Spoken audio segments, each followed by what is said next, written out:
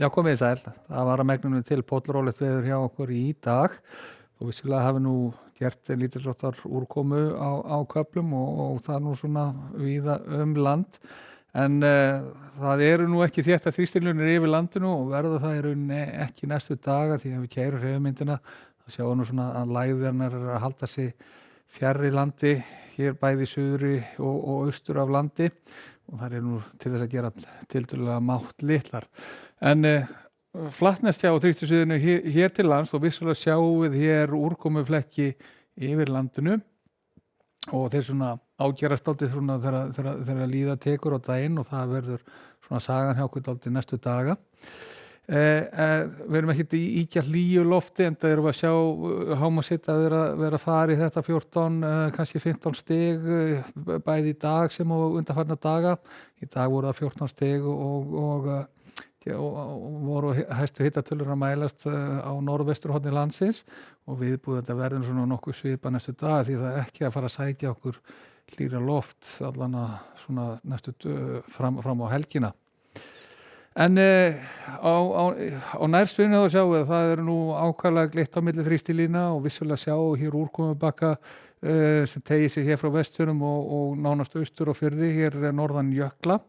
Stöku skúrabakkar hér sunnan til og við sjáum að það líður á kvöldu og nóttin og það getur vissulega gert úrkomu úr þessu, sérstaklega þá hér norðan til svona fram eftir kvöldi, dregur úr þessu í nótt. En í fyrramáli þá ætlar svona heldur að ágerast úrkoman á norðausturhorninu og í fyrramáli geti ringt þá bæði á Akureyri og á Egilsstöðum úr þessum bakka og það er svona þyngst yfir á norðausturhorninu öllu bjartara sunnan og vestanlands þó vissulega getur nú gert stöku skúrir þar. Og við sjáum þegar við keyrum hreyfikortin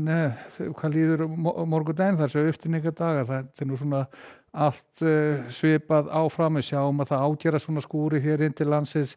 og ákveðin í þeim þegar líður á daginn og annan kvöld að þá er nú sterk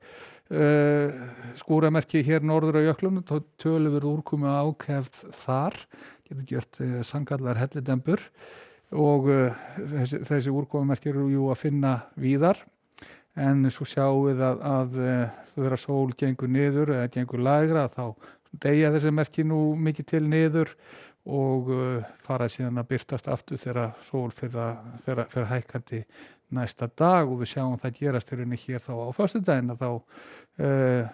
klukkan 14 að þá virðist alltaf vera nokkuð öflugar skúraleiðingar hér á suðausturhorninu, það er hér norður af það sé í námunda við Klaustur. Kirkjubæjarklaustur en við sjáum þetta merkjurinn víða sérstaklega þá á hálendinu og bæði hér austan til sem og á Vestfjörðum. Hitavellur áþekkar áfram og við fáum skin og skúrir eins og áður sagði og síðan verður þetta svona nokkuð svipað áfram þar sem eftir lifir föstudags og fram á laugardag eins og við sjáum hér